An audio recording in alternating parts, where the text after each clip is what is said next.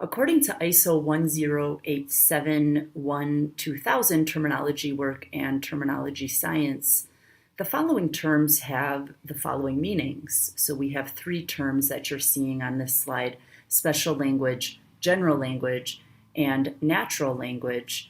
Natural language is a language that is or was in active use within a community of people.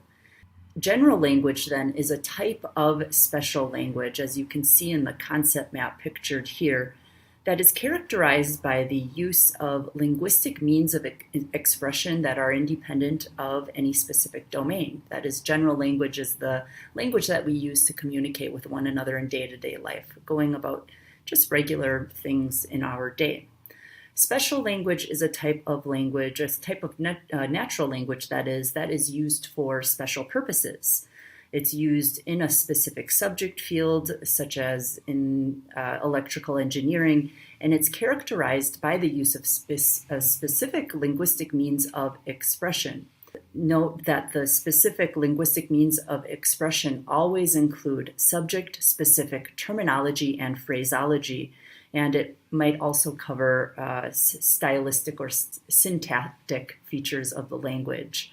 So our first step when doing terminology work and trying to identify terminology is to separate out the general language from the special language. So here are some tips for getting started with separating out the general language from the special language in technical documentation. First of all, most terms are nouns. I think about 90% of terms are nouns. You'll get maybe 5% of terms that are verbs, and every now and then prepositions, articles are included as terms when they're used in a new way, but most terminology is in the noun form. Terms can be single words or they can be compound words. So a compound word would be a combination of multiple nouns or multiple words of different word classes. And then special terms are verified through frequency of use. So it's not enough that a term looks technical in nature. What we also have to do when identifying terminology is to verify that words that are used together that look technical in nature, that they are in fact used in that exact same order by a wide variety of subject matter experts. So if we're trying to distinguish special from general language, we can take some text from the Turbo Encabulator specifications to get practice doing that. Okay, so if I'm working with this text as a terminology manager, I'm going to start by separating out the general from the special language. And work has been proceeding in order to bring perfection to the crudely conceived idea of up to about there, I think I've been reading general language. Transmission in this case, it's kind of a general term, but it's also a technical term related to the machine that's being worked with. So this one might be a term. As I continue, I'm seeing that there are here, I've got a verb right here, supplies, that's not a term. On the other hand, inverse reactive current, here's a possible compound noun. And also unilateral phase detractors. This looks like it might be a compound noun.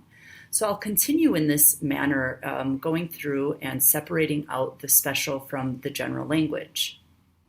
So on this slide, you can see what my final results might be from doing this activity of separating out the general from the special language. I've got 1, 2, 3, 4, 5, 6, 7, 8, 9, 10 terms here. You can see in looking at the terms that are not crossed out, I've crossed out the general language, that we've got only a couple single word terms, transmission, conductors, fluxes, and that the majority of the terms, 70% of the terms, are compound nouns made up of about 2 or 3 words. So if I wanted to identify and define the terms, and this is an activity in which I'm going to use my understanding of language, I'm going to relate the terms that I'm seeing to just experiences that I've had with the world around me. And of course, I'm going to do research as well. But working with this Turbo Encabulator script, note that the words are all made up. So I have to make up the definition too. And Turbo Encabulator, I've already got the definition for Turbo Encabulator from the way that the term that this content was described in the previous slide, right? It's this whole section, the first couple sentences were the definition of that term.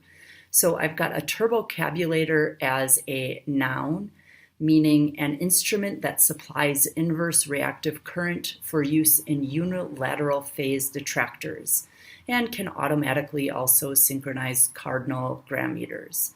Okay, so let's go on and define cardinal gram meters, because this would be an activity of a terminology manager wanting to have a really precise definition for a term in order to make sure that that term is translated in a way that is accurate. So in this case, again, this is a completely invented definition by me. I'm imagining that a cardinal gram meter is a device. It measures the volume of grams. I'm using the base of the word gram meter, and I'm using my understanding of meter as well. Meter is typically a type of device that measures something. So it measures the volume of grams to the nearest cardinal number. I'm just imagining what could this compound noun mean, and that's the definition that I've given it. For magnetoreluctance, I've given the definition that it's a noun. It's a tension generated by pushing the same pole of two magnets together. This is my invented definition. Some things to note here. The magnetoreluctance, this isn't a physical object. It's an idea, right? It's a type of tension. And in this case, I'm using the base of this to understand what this term might mean. Magnet, I see that base of magnet in there. And so I'm imagining that the reluctance in magnetoreluctance is generated by taking the same pole of two magnets and pushing them together, which would activate a sort of reluctance or a tension, pushing apart of those two magnets rather than an attraction between the two magnets.